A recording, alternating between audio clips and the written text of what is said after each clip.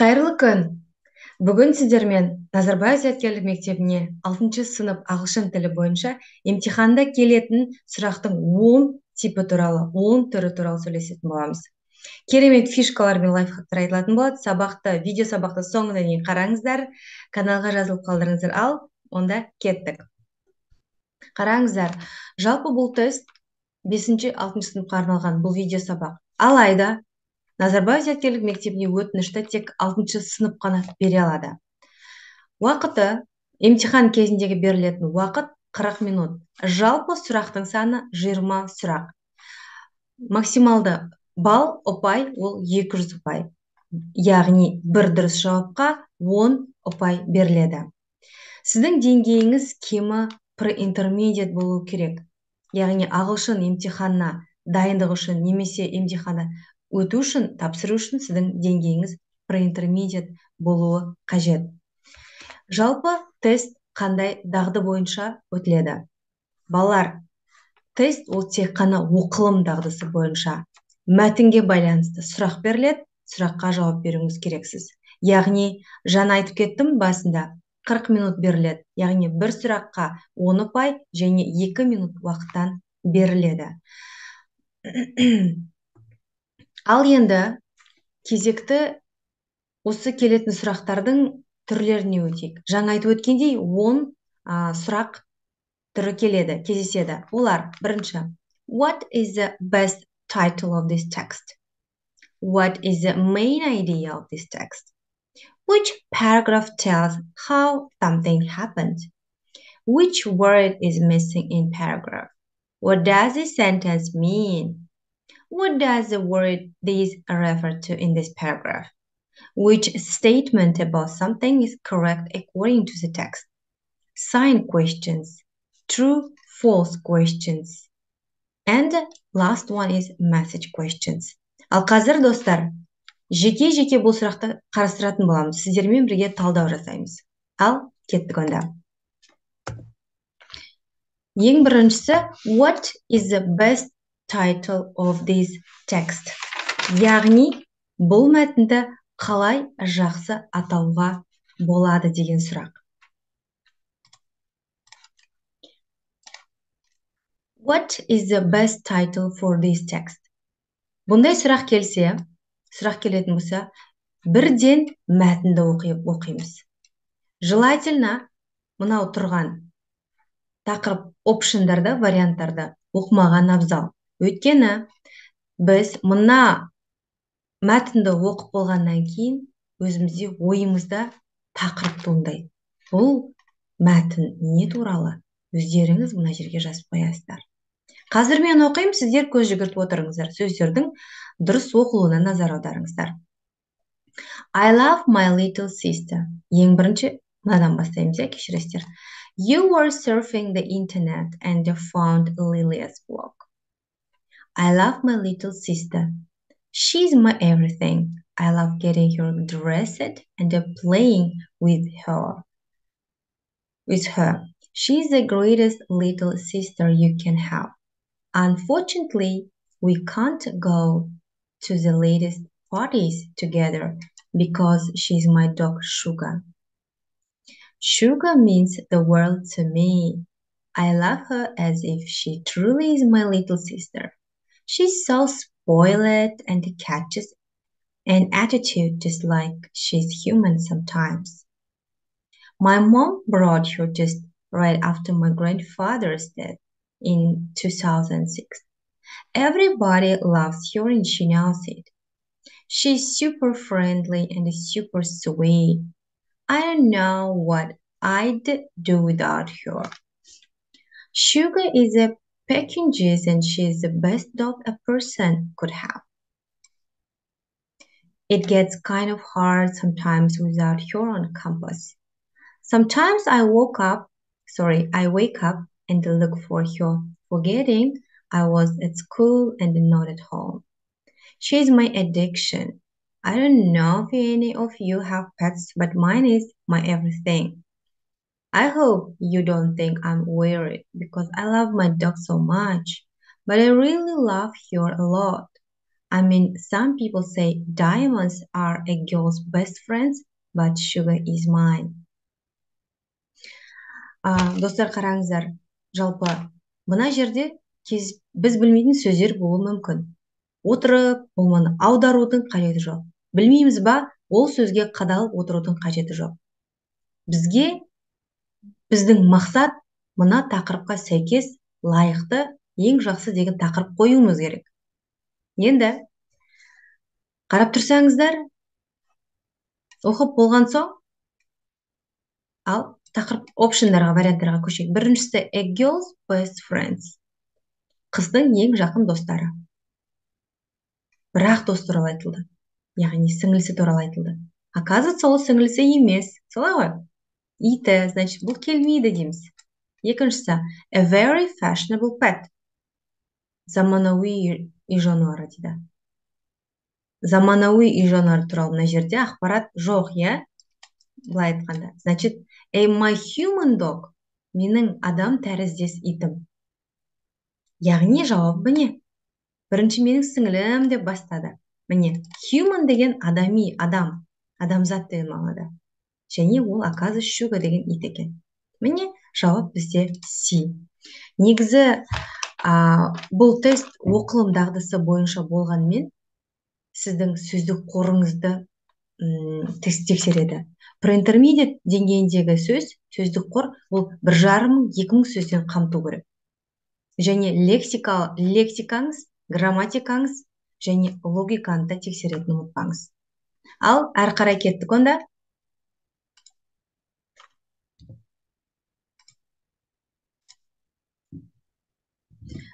Келесі сұрақ бізде былай.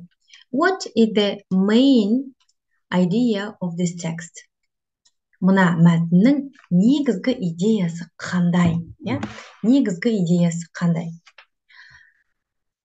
Бұндай сұраулы тип келетін болса, біз бірден мәтінді оқимыз, тура жаңағыдай. Қараңыздар, және де мәтіннің барысында мұндай сигнальный карточкалар болатын болса, оны бірінші оқимыз. Mingo will learn English for free. Ағылшынды тегін оқы. Mingo will арқылы дейді. Ал көрейік, примерно біліп тұрмыз, я? Learn English for free. Ағылшынды тегін оқы деп бастап тұрды. US English Foundation is excited to announce a new partnership with Mingoville, a site for learning English on the web. Click on the link to create an account with Mingoville for free деп тұр. Қалай ойлайсыздар? Қай жауап дұрыс келеді? Көрейік, иә? Біріншісі, A version. It is a program for the language summer camp. Летний лагерь туралы, жазғы лагерь туралы айтылды ма бұл жерде? Жоқ.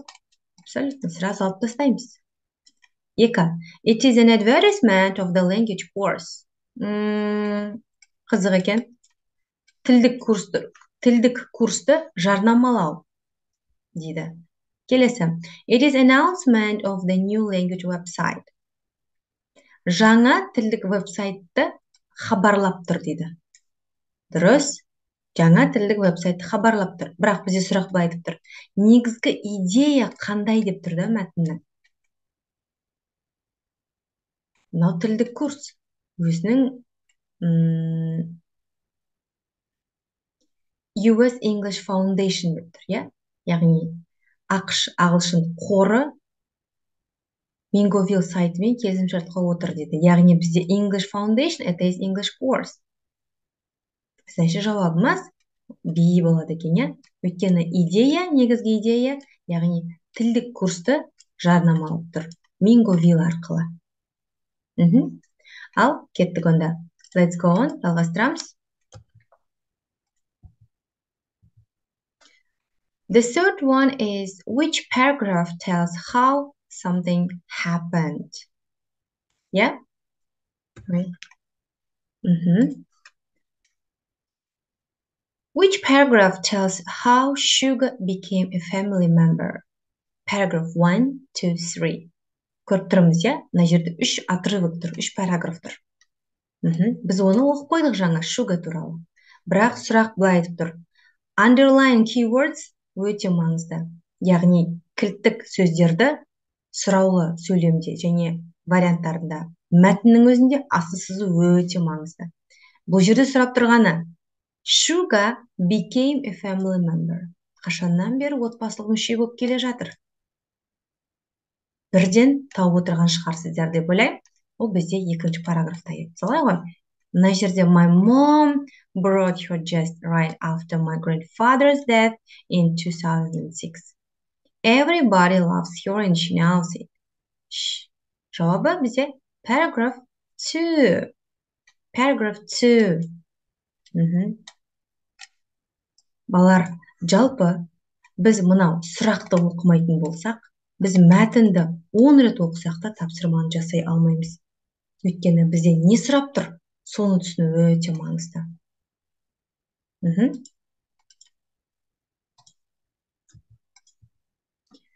Келесі бізде which word is missing in paragraph? Параграфта қандай сөз немесе сөздер қалдырылған? Пропущенные слова. Бірден варианттарға өтеміз. Өйткені мынаны біз біліп алуымыз керек. For example, мысалыға және сөздердің аудармасын, яғни мағынасын білу өте маңызды. Өйткені мына жерде міне номер 13 деп тұр ғой. Мына сөйлем мен мына екі сөйлемді, екі жай сөйлемді біріктіретін жалғау біз білуіміз қажет, қандай жалғау екен. Қай сөз арқылы? Nevertheless дегенмен, on the contrary, басқа қырынан қарайтын болса, с другой стороны, unfortunately, өкінішке орай. Ал кеттік, бұндай жағдайда қандай сөз қалдырылған, жазылмаған дегенде, біз сол сөздің алдындағы екі сөйлемді, одан кейінгі сөйлемді оқуымыз шарт. Өйткені бізге әрбір сұраққа бар жоғы 2 минут уақыт беріледі, жаңа айтып өткендей. Өйткені общее бізде количество слов вопросов 40 минут бізге уақыт беріледі, получается, 40 минут және 20 сұрақ еді. Ал бір сұрақ, бір questionға, получается, біз 2 минут уақыт беруіміз керек екен. Дайындалу барысында да уақыт қойып қойыңыздар. И 1 минутқа жаңағыдай 1 минутта, то есть 2 минутта бір сұрақты жасауға тырысыңыздар. Ал кеттік онда. Мен уақытты үнемді пайдалану үшін мен мына жерден бастаймын. When they are done, мына жерден бастадым. The kids get to keep their skateboards. To receive those skateboards, they have to go through all of our environmental workshops. Victor explains in the workshops. Kids learn about the local environment. We talk about different animals that live in the Bronx River, says Victor. Так, кеттік онда. Мына аударылы деп айталық. In the workshops, семинарларда балалар жергілікті қоршаған орта туралы үйреніп жатыр. Біз әртүрлі жануарлар туралы, осы Бронкс өзенде тұратын жануарлар туралы сөйлесіп жатырмыз, дейді Виктор. Енді мына жерге қандай сөз келеді? Мысалыға, немесе nevertheless, дегенмен, немесе басқа қырынан қарайтын болсақ, өкінішке орай. Қалай ойлайсыздар, қай сөз сәйкес келеді? Әрине, бірден тапқан шығарсыздар, ол бізде for example. In the workshops, kids learn about the local environment. For example, мысалыға алатын болсақ, деп тұр. Бұл бізде 4-ші сұраулы тип. Енді қазір 5-шіге өтейік, 5-ші сұраулы сөйлемге.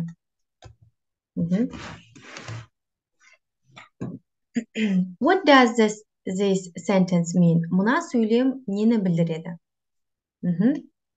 Осындай сұрақтағы типтік сұрақ. Бұндай жағдайда, балар, бірден тапсырмаға көшеміз. Асты сызылған сөйлемді әрбір сөзді түсіну өте маңызды. The air is filled with exhaust from cars and trucks. Paragraph 1. What does this sentence mean? Қазір мына параграфтың ішінен кесіп алынды. алайда ол жерде бірнеше параграф бар. Бірақ сіздер міндетті түрде мына жақшаның ішіндегіні білу керек. Параграф 1-дегі мына сөйлем нені білдіреді? Аударайық. Ауа машинамен, жеңіл көлікпен, жүк көлігінен шығатын газдармен толтырылған, яғни ауа ластанған деп тұр. Енді ол нені білдіреді? It faces a real economic growth. There are problems with the environment. Too many people live there in one house. Примерно жауабын біліп тұрған шығармыз, иә? Қараңыздар. Бұл real economic growth дейді. Реальное экономическое развитие, то есть экономикалық өсу, даму мен беттеседі. Қоршаған ортаға байланысты қиындықтар бар, немесе бір үйде тым көп адамдар тұрады дейді. Дәлірек, нақтырақ жауабын табу үшін енді мәтінге барамыз. Өйткені нақты емес мына жерде. Басталып тұр, иә, міне былай басталады. Сосын the air, тура жаңағы сөйлеміміз, оны оқудың қажеті жоқ, иә. Уақытты біз басқаруымыз керек, time management'ті. Welcome to Hans Point, a poor community. Қараңыздар. A poor community in the Bronx in New York City. Victor wants to fix the problems because he loves his neighborhood. Neighborhood. To get other teens involved, Victor is giving away something else he loves, skateboards. Бұл жерде бір үй туралы айтылып тұрған жоқ. Экономикалық даму туралы мүлдем жоқ. Қоғам, я, қоршаған орта ғой оның барлығы. Қоршаған ортаға байланысты қиындықтар дейді. Бұл бізде ағылшын тілінен емтиханның кездесетін 10 типтің 5-еуі біз қазірмен қарастырдық. Енді екінші бөлімде қалған 5-еуін қарастыратын боламыз.